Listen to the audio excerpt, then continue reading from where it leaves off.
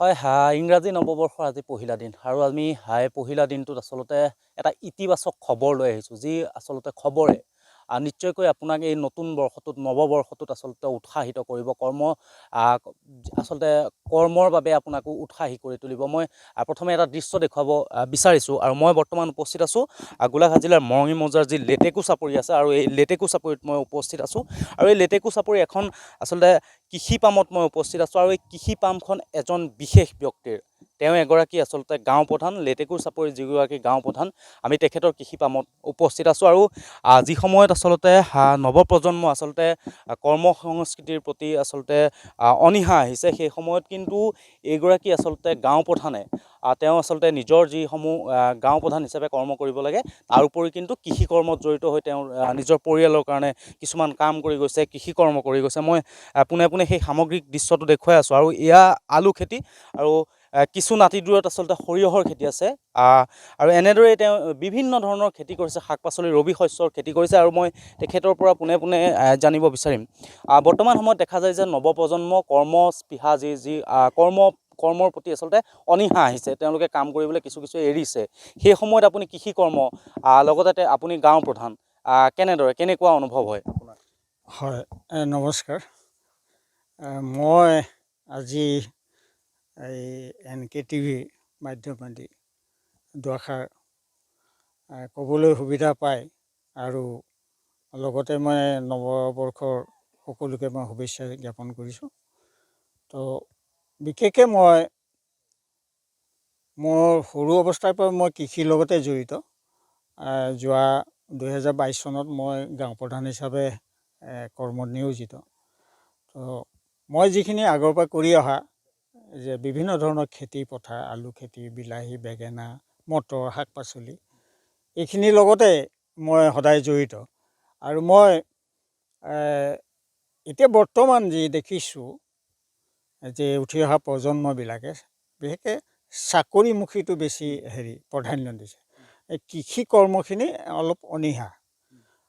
সেয়েহে আমি এতিয়া সেইকাৰণে এই কৃষি কৰ্মটো যে আমি কৰিব লাগে, সেইখিনি আমি তেখেতসকলক দেখুৱাবৰ কাৰণে, তেখেতসকলক উৎসাহ কৰিবৰ কাৰণে আমি আজি ইয়াত নিজেই কৃষি কৰ্মৰ লগত জড়িত হৈ আছোঁ।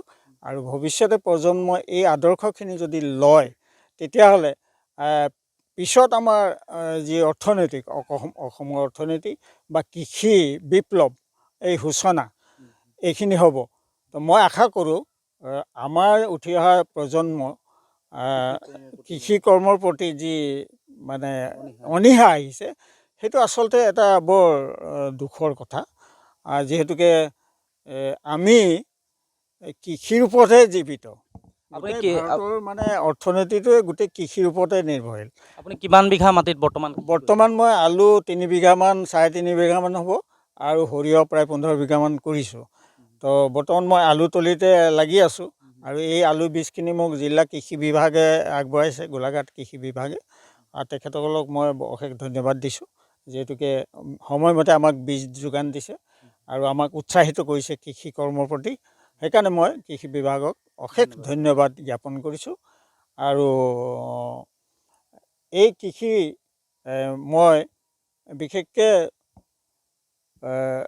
আমাৰ উঠি অহা ল'ৰাখিনিয়ে যদি এই আদৰ্শটো লয়, নিশ্চয় তেওঁলোকে স্বাৱলম্বী হ'ব, মই সেইটো আশা কৰিছোঁ।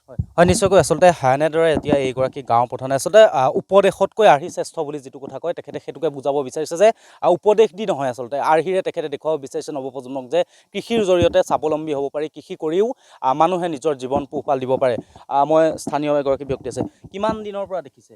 বয়স এতিয়া যথেষ্ট 60 বছৰ ঊৰ্ধ। ধন্যবাদ। তাৰপিছত এনেদৰে কৃষি কৰ্ম কৰি আজিৰ সাংবাদ জগতৰ কৰ্মকৰ্তাসকলক ধন্যবাদ জনাইছোঁ আৰু লগতে নৱবৰ্ষৰ সকলো আগন্তুক নৱবৰ্ষৰ কাৰণে সকলো ৰাইজলৈ শুভেচ্ছা জনাইছোঁ। আজি মই উপস্থিত আছোঁ আমাৰ স্থানীয় এলেকাৰ গাঁও প্ৰধান বুছে কাৰ্কি চেত্ৰীৰ কৃষি ফাৰ্মত। তেখেতে আজি শিক্ষা জীৱনৰ শেষ কৰা যেতিয়া BCom পাছ কৰিছিলে আমাৰ এইটো অঞ্চলত, তেখেতে প্ৰথম আছিল আৰু তেওঁ বৰ যথেষ্ট চোকা ল'ৰা আছিলে। কিন্তু সেইটো আমাৰ চৰকাৰৰ অনীহাৰ কাৰণে তেওঁ চাকৰিটো নাপালে, যিহেতু তেওঁ তেতিয়াৰ পৰা কৃষি কৰ্মত জড়িত আছিলে। আৰু তেওঁৰ কৃষি কৰ্ম জড়িত হৈ থকা অৱস্থাতে বৰ্তমান তেওঁ আমাৰ স্থানীয় এলেকাৰ গাঁও প্ৰধান হিচাপে নিয়োগ হৈছে। আৰু তেওঁ ৰাইজৰ সেৱা এতিয়াৰ পৰা নহয়, তেওঁ বিগত কলেজ লাইফৰ পৰা কৰি আহিছিলে, কিন্তু গাঁও প্ৰধান হোৱাৰ পৰা ৰাইজৰ সেৱা কৰাৰ তেওঁৰ যিটো অনুপ্ৰেৰণা আছিলে তাতকৈ বেছি দুগুণে কৰি আছে বৰ্তমান।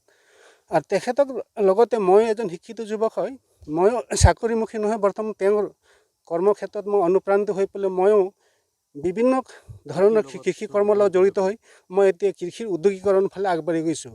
এই ক্ষেত্ৰত মোৰ গাঁওখনৰ লগতে আমাৰ অঞ্চলৰ ৰাইজক তেওঁৰ যিখিনি অনুপ্ৰেৰণা, তেওঁৰ যিটো মানে ধৰ আদৰ্শ, এটা মডেল হিচাপে গাঁওখনত উজ্বলি উঠিবলৈ লৈছে। গতিকে এই ক্ষেত্ৰত মই আমাৰ স্থানীয় এলেকাৰ গাঁও প্ৰধান বুচেকাশী ছেত্ৰীক মই এজন সচেতন কৃষক হিচাপে তেওঁক মই ধন্যবাদ দিছোঁ। হয়, নিশ্চয়কৈ আচলতে এনেদৰে এতিয়া তেখেতৰ আচলতে যিসমূহ আচলতে আদৰ্শ আছে, তেখেতৰ আদৰ্শৰে অনুপ্ৰাণিত হৈ এতিয়া এইসকল আচলতে ৰাইজেও আচলতে কৃষি কৰ্মৰ লগত জড়িত হৈ পৰিছে আৰু এই কৃষি কৰ্মৰ লগত জড়িত হৈ নিজেও স্বাৱলম্বী হৈ পৰিছে।